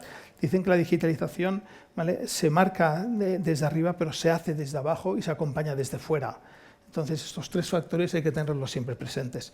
Y vimos que era necesario porque teníamos algunos datos, ¿no?, que solo el 50% de las organizaciones sociales tienen una estrategia de transformación digital, pero que todavía el tercer sector va pues, entre 5 y 10 años, con datos concretos, nos decían antes medir, pues lo medimos entre 5 y 10 años por detrás del sector empresarial. Y la media, un ejemplo, la media de inversión de la transformación digital del tercer sector son unos 1.000 euros por entidad, la media. Luego, si viéramos la mediana o la moda sería diferente, pero eso significa que da para las licencias de software y algún equipo y hardware y nada más, ¿no? Y entonces, bueno, pues decidimos un poco más tarde del año 20, en el año 21, crear el libro blanco porque vimos que no existía y nosotros como Fundación Telefónica dijimos podemos hacerlo, ¿no? Pero no lo hemos hecho nosotros, es el libro del tercer sector, hecho por el tercer sector y para el tercer sector. ¿Y qué es? Es una guía de lo que hay que hacer, ¿no? Es una guía que tu organización debe hacer, la ruta del camino que tú debes hacer, pero con multitud de ejemplos de otros que ya lo han hecho. Y hemos recopilado ejemplos, hemos sacado 2, primero sacamos el libro blanco de la transformación digital de España, con más de 80 ejemplos de entidades sociales de toda España, de grandes, pequeñas, medianas, de todos los ámbitos de actuación. Y esa es la riqueza del libro, no el marco teórico, que es muy importante también, o las claves, pero sobre todo los ejemplos, ¿no? Porque qué mejor forma de actuar que es ver cómo lo han hecho otros, ¿no? Cómo han fracasado también, ¿de acuerdo? Porque si no, no es cierto, no es real, ¿no? Ese camino. Y el libro marca como 3 retos, ¿no? La transformación digital que hay que ponerse siempre. El primero, el reto operativo, el cómo me organizo, cómo actúo, el reto económico, ¿de acuerdo? Dónde destino los fondos, y el tercero, el reto social, cómo tiene eso impacto en la misión que tengo como entidad. Y luego dice que tiene que enfocarse a 4 resultados. El primer resultado es la base social, cómo consigo más implicación. El segundo es cómo mejoro mis capacidades operativas. El tercero es cómo acelero mis procesos. Y el cuarto, cómo con la innovación pues mejoro mi impacto. Si no, la parte más teórica del libro blanco dice, no, bueno, piénsalo, no es que no lo hagas, piensa todo esto y luego lo actúas, ¿no? Y luego pues hicimos a ver cómo mido la transformación digital del tercer sector, cómo la mido, cómo estoy yo como entidad, cómo me mido, ¿no? Y no había ningún indicador, no había ninguna forma de medirlo, y viendo pues un poquitín todos los ejemplos que había al final, yo personalmente saqué la ley de Luis Rojo, me inventé una ley de cómo mido el grado de transformación digital de mi entidad social, y que dice así, la formulé y todo, o sea, que dice la ley de Luis Rojo del grado de transformación digital de una entidad social, dice el grado de transformación digital de una organización social es inversamente proporcional al número de Excel que manejas. O sea, esto es así. Y entonces, al cabo de unas semanas, dije, bueno, tiene una derivada, ¿no? Tiene una derivada que es la velocidad de transformación digital de una organización social es directamente proporcional al número de veces que cuentas los fracasos. Por lo tanto, tu éxito o tu velocidad de transformación se mide también por los fracasos. Y entonces, bueno, pues el libro blanco está a vuestra disposición, está en la web de Fundación Telefónica y lo podéis descargar gratuitamente, tanto la versión de España como la versión que hicimos luego un año posterior para Latinoamérica, que incluimos ejemplos pues, de 8 países de América Latina, y hay pues, más de 60 ejemplos, y hay más el marco teórico y de situaciones diferentes en la América Latina que aquí. Yo recuerdo aquel día de la presentación, y es verdad lo que dices, un poco esa hoja de ruta que se tiene que marcar una entidad, ¿no? Para poder llegar a esa transformación digital. Y para eso, por ejemplo, tenemos aquí a María, que tu institución ofrece un futuro no solamente para los alumnos con discapacidad intelectual, sino también para personas mayores. Si ya es un reto en cualquier entidad esta transformación digital, cuéntanos un poco vosotros cómo abordasteis esta hoja de ruta, que además sé que fuisteis de la mano con Fundación Telefónica. Cuéntanos un poquito cómo fue, por favor. Gracias. Bueno, nada, yo trabajo en la Fundación Prodis, somos una entidad que trabaja con personas con discapacidad intelectual y sus familias. Y bueno, el reto, me gustaba mucho lo que se decía en la mesa precedente de mirar al tercer sector como dadores de oportunidades, ¿no? Porque de hecho lo definía antes, cuando me sentaba para decir quiénes somos, digo, bueno, Prodis es una entidad que intenta proponer cuantas más y mejores oportunidades a ese sector de la población, que es un porcentaje pequeño, pero que existe, de personas con discapacidad del tipo cognitivo, pues eso somos, ¿no? Y dentro de esas oportunidades que intentamos generar está el acceso al empleo, ¿no? El facilitar el acceso al empleo.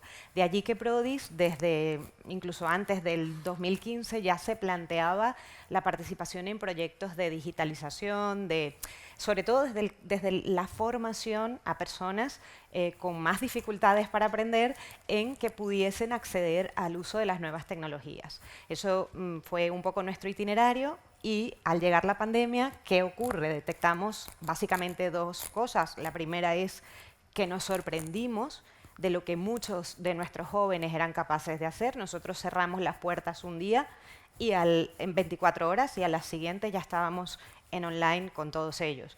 Y eso nos llenó de satisfacción de ver que era eficaz el modelo formativo que se proponía.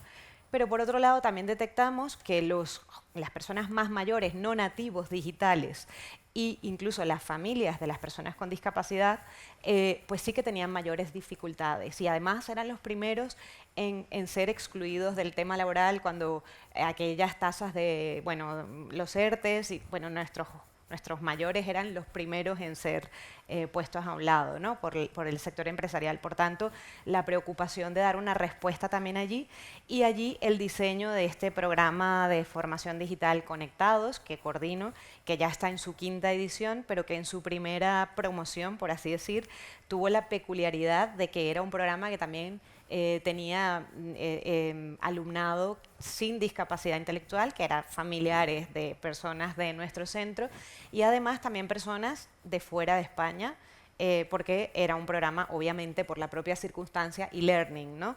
Que luego después, cuando seguimos caminando en estos siguientes años, nos dimos cuenta que con esas características éramos una de las pocas ofertas que había para este tipo de colectivo. Así que por eso no quisimos que muriera y lo hemos ido transformando para que pudiera dar una mejor respuesta, evidentemente, también incluyendo una parte de presencialidad para quienes lo necesiten.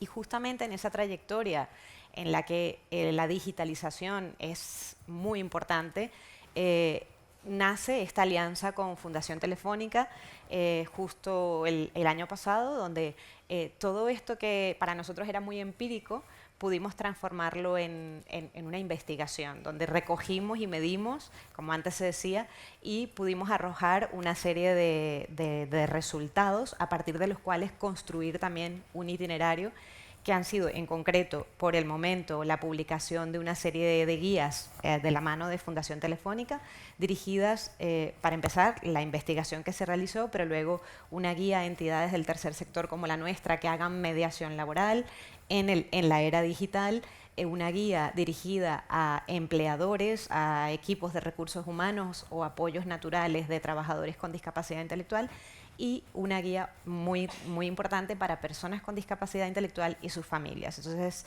esta es la primera respuesta de este último año y, por supuesto, de parte nuestra, también la reflexión de la necesidad de seguir creando y difundiendo conocimiento, y como antes se hablaba, ¿no? con la emergencia de la inteligencia artificial hay nuevos retos para el entrenamiento desde lo formativo, para las personas con discapacidad intelectual, así que desde allí seguimos actuando desde la entidad y con en realidad Conectados ha sido como el primer programa e-learning, pero ahora mismo dentro de la entidad tenemos también otros y es muy interesante porque con eso se abre la puerta a que también jóvenes que no son estrictamente de la entidad puedan participar. En el programa Conectados, este curso, tenemos una estudiante de Bolivia, tenemos estudiantes de Santander, de las Islas Canarias, las Islas Baleares, o sea, tenemos otro tipo de usuarios, de usuarias. Así que más o menos ese ha sido nuestro reto. Como antes decía Luis, también identificando lo que podemos mejorar, porque no todo es siempre perfecto, y tratando de ir generando esos cambios. Está claro, si no sabes lo que has hecho mal, no lo puedes solucionar, ¿no? Antes comentabas que era muy importante no solamente tener un plan, sino además también poder acompañar, ¿no? Poder acompañarte desde fuera.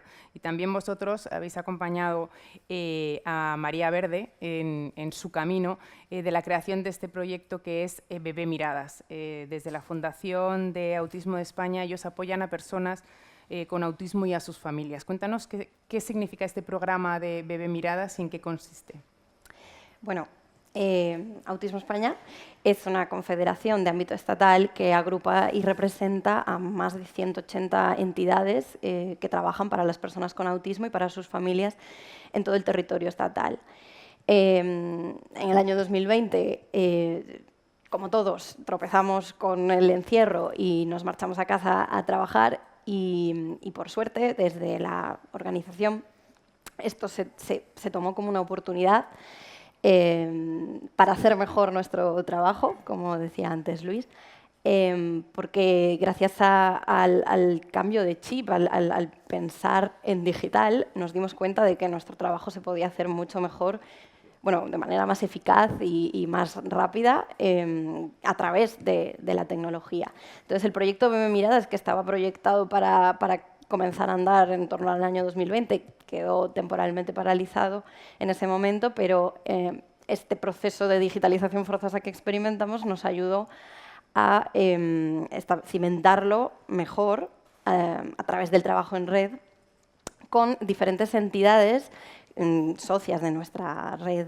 de asociaciones en diferentes puntos del territorio español. El proyecto Bebe Miradas tiene como objetivo detectar, diagnosticar e intervenir lo más tempranamente posible el autismo, que lanzó el dato, 1 de cada 100 nacimientos en España corresponde a un bebé que tendrá un diagnóstico de autismo en algún momento, y actualmente en nuestro país el diagnóstico se está realizando más allá de los 3 años, cuando sabemos que se puede hacer mucho antes. Entonces, el proyecto Bebe Miradas surgió en una de nuestras asociaciones en el año 2018, en Autismo Burgos, y la Confederación lo que ha hecho es acompañar e impulsar la transferencia de este proyecto a otras 9 provincias de momento del territorio español. Y esto solo ha sido posible gracias a la digitalización. El proyecto se apoya en la tecnología para la recogida de datos de bebés. Lo que hacemos es seguir a bebés desde que tienen 0 años hasta que cumplen los 3 años. Se les evalúa en las diferentes entidades que forman parte del proyecto y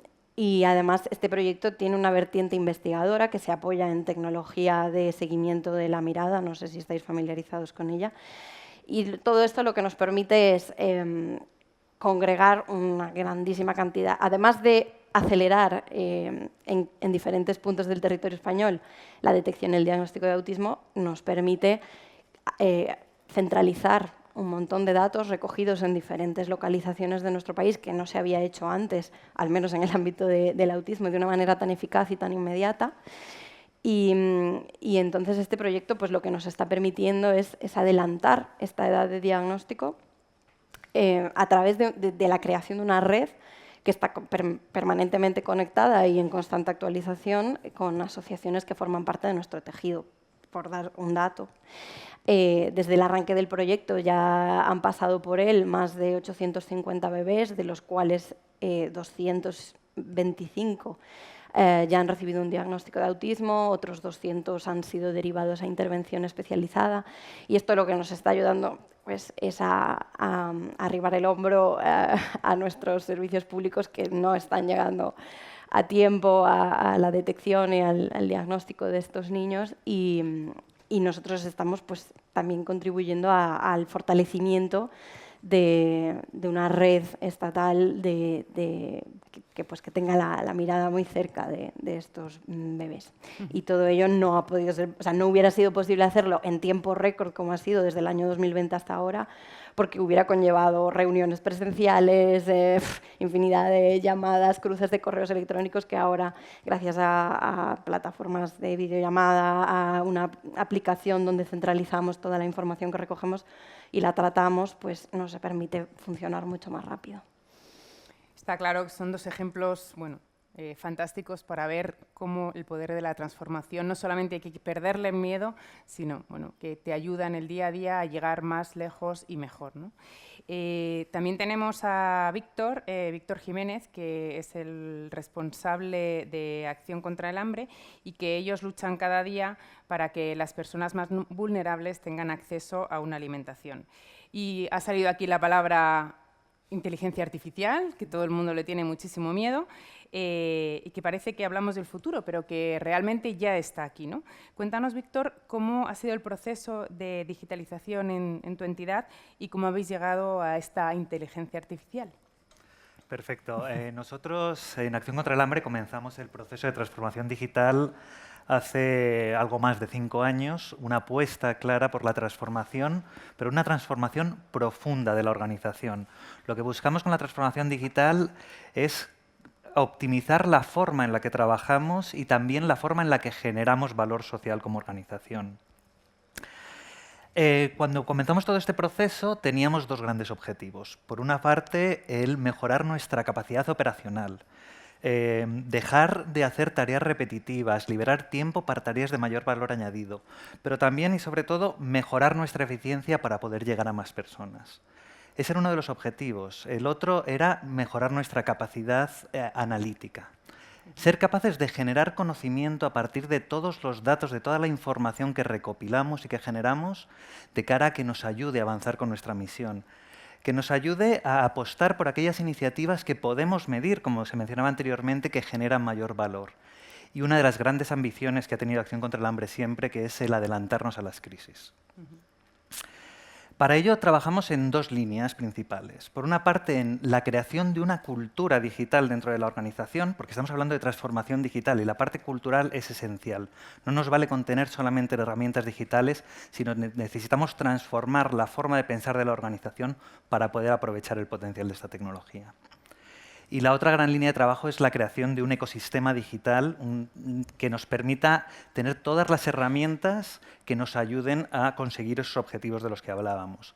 Hablamos de herramientas que nos permitan digitalizar todos los procesos de la organización, herramientas que nos permitan gestionar y explotar los datos de una forma correcta.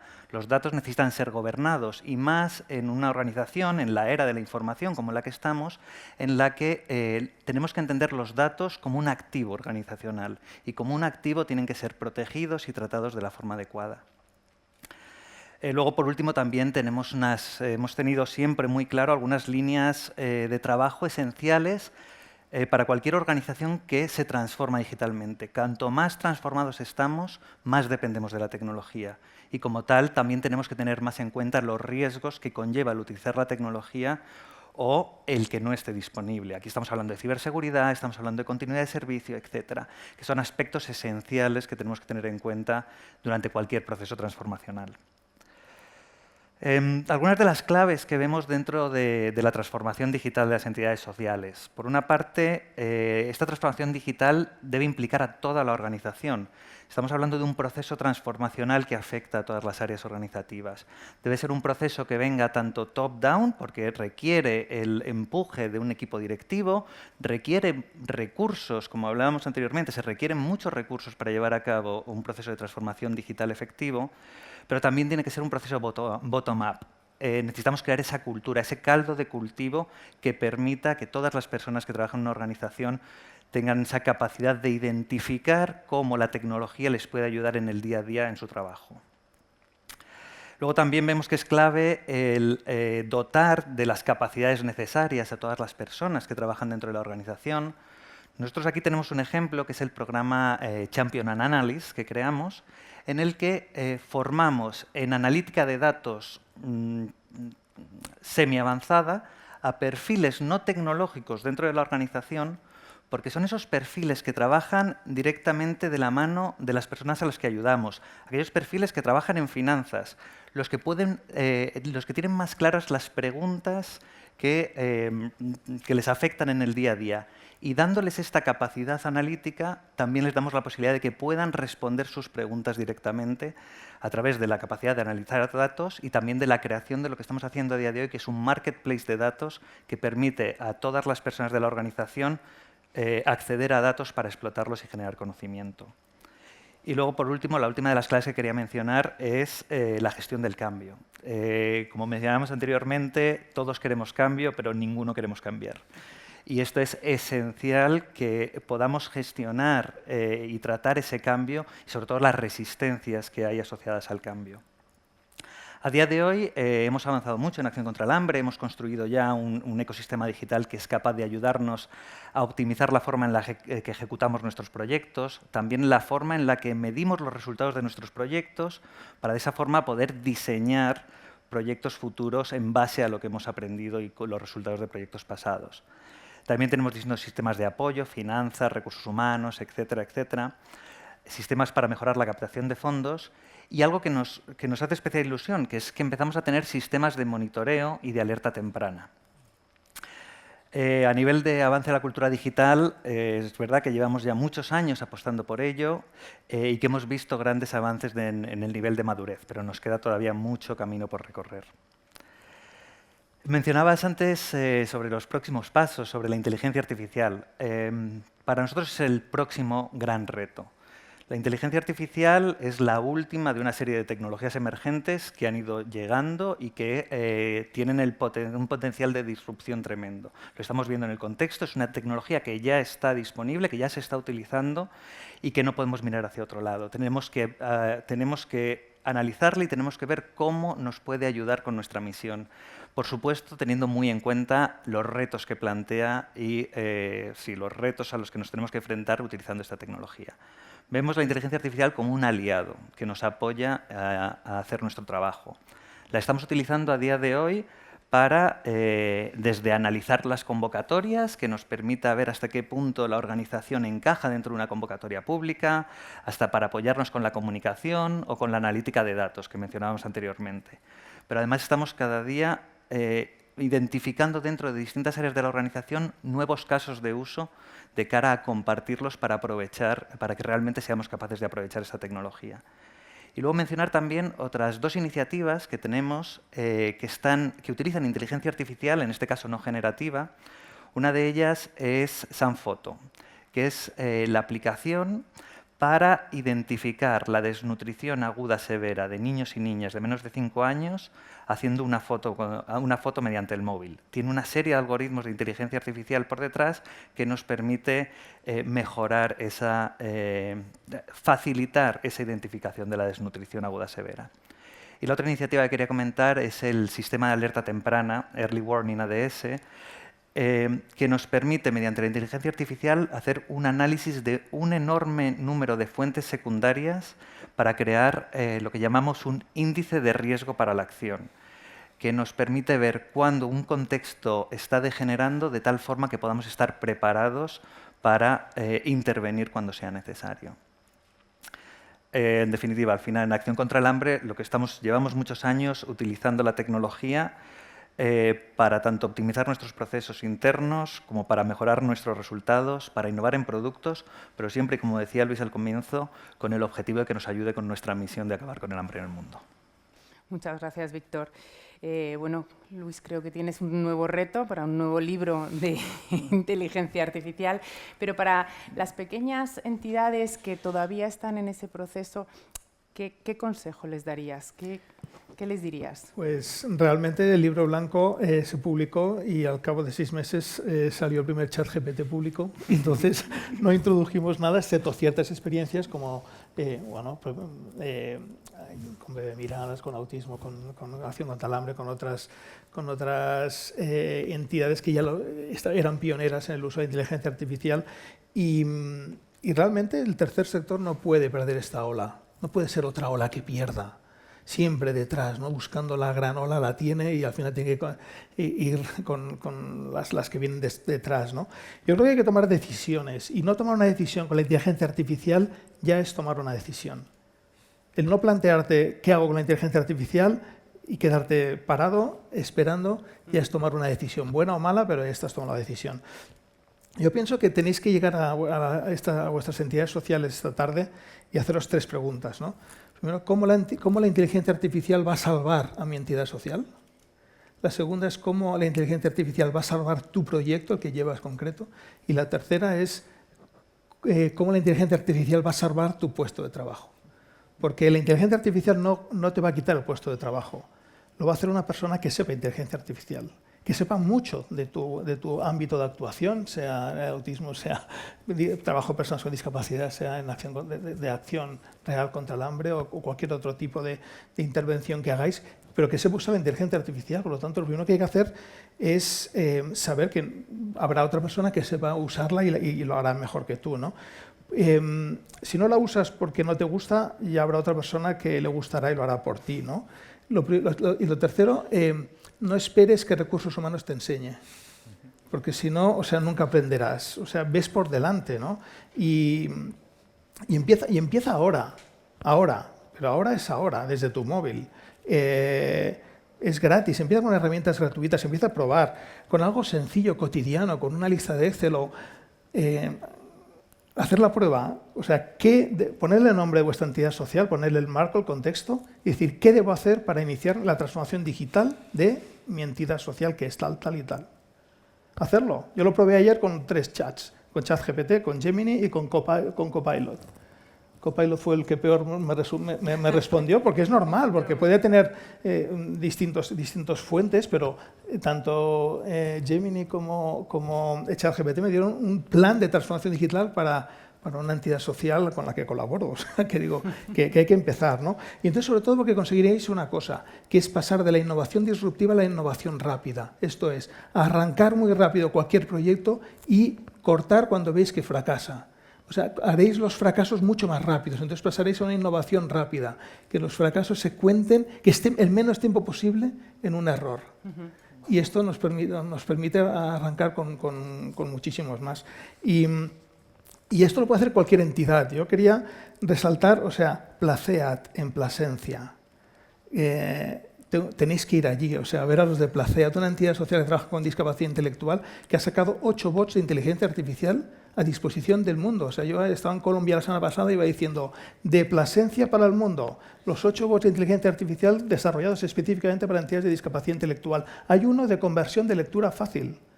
Pones cualquier texto en lectura fácil, te lo saca y más varios modelos para que tú elijas, ¿vale?, qué texto de lectura fácil quieres para publicar en la web o para tus propios documentos, y en 30 segundos. Otro de creación de teatro para personas con discapacidad intelectual. O sea, 8, mirarlos, Placeat, los de Plasencia, unos genios. Y luego, por favor, también en la discapacidad intelectual, el trabajo no se lo va a quitar la inteligencia artificial, sino que la inteligencia artificial va a salvar los puestos de trabajo de las personas con discapacidad intelectual especialmente, por una simple razón, porque usa lenguaje natural. Una persona con discapacidad intelectual puede decirle a Excel que haga muchísimas cosas con lenguaje natural, no tiene que aprenderse las funciones, los menús, dónde está cada cosa, sino que le da instrucciones con la inteligencia artificial y va apurando o perfeccionando, depurando la pregunta, pero al final le dará lo que necesita. Y con esa herramienta, con muchas más, con una presentación, con un plan estratégico, conviérteme este texto en un texto sencillo. Y la inteligencia artificial va a ser la gran aliada de las personas con discapacidad intelectual en su mundo laboral, pero también en otros ámbitos de actuación de vuestras entidades. Por lo tanto, no perdamos esta ola una vez más. Efectivamente. Pues nada, solo me queda agradeceros a María, Víctor, Luis y María, vuestra experiencia y que la hayáis compartido con nosotros. Estoy seguro de que, bueno, que es un ejemplo y que esto es el futuro y son muchos pasos que hay que abordar por delante. Muchas gracias a todos.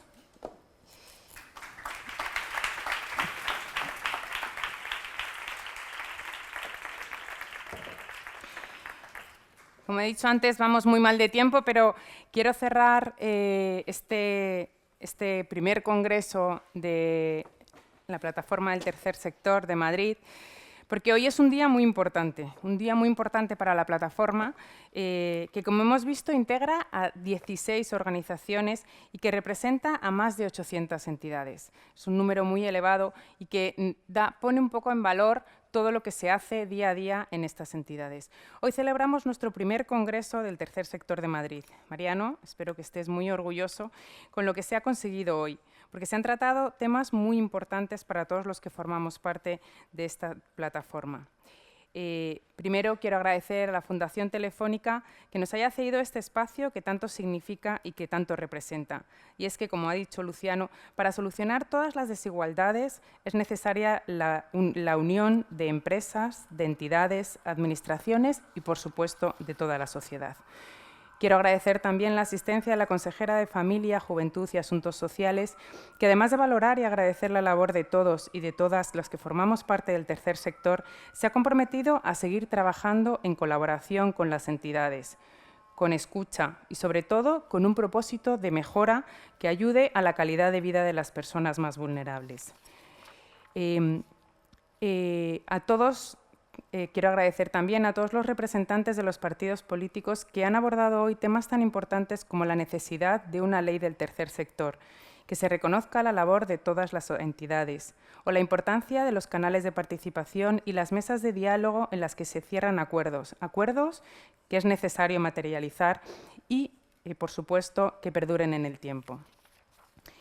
Mariano, en tu mesa has logrado un montón de compromisos. Ahora hay que trabajar para que estos compromisos se cumplan. También hoy hemos conocido en más detalle lo que significa la historia social única. Ignacio nos ha explicado la situación actual en la que se encuentra y qué significa esta historia social única, que contempla todas las necesidades en igualdad. Se han detallado las ventajas e inconvenientes, así como sus efectos en el tercer sector. Una tarjeta que, según nos ha dicho, terminará siendo una tarjeta sociosanitaria. Desde la EAPN, Elena ha puesto de manifiesto el trabajo realizado en conjunto con la Dirección General para incluir todas las necesidades expuestas por el tercer sector y que han logrado que esta historia social única ya sea una realidad. Tenemos la esperanza desde que hoy nuestro trabajo sea más efectivo para que las personas como María sean mejor tratadas, mejor atendidas, sin ser, como ha dicho Susana, café para todos. Pero, como nos ha recordado Jorge, aún tenemos muchos retos. Es necesario coordinación, actualización de datos, planificación de posibles riesgos. Estamos en un buen camino, pero hay mucho trabajo por delante y muchos retos que cumplir. Otro tema que hemos abordado hoy es algo que nos interesa a todas y todas las entidades, y es el concierto social, la sostenibilidad, la importancia de seguir buscando nuevas alternativas para poder hacer viables nuestro trabajo. Pablo Gómez ha puesto de manifiesto la necesidad de modificar la relación con el tercer sector y reforzar el diálogo civil de una manera articulada y con un marco legal y un plazo que tenemos que trabajar y definir entre todos. Además, es necesario regular la financiación. La sostenibilidad aporta continuidad y tranquilidad para las entidades y, lo que es más importante, para las personas que nos necesitan.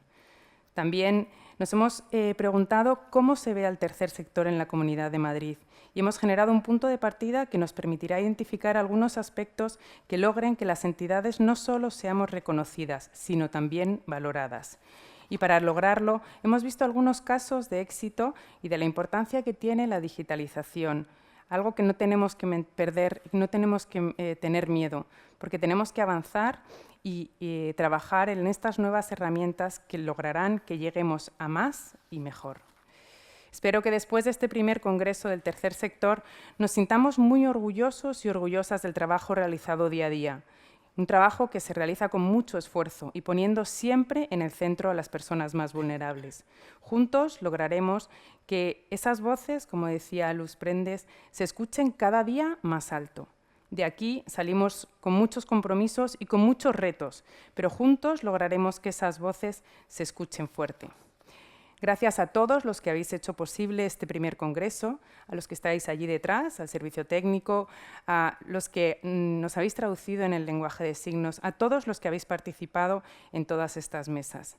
Gracias y os esperamos en el segundo congreso del Tercer Sector de Madrid.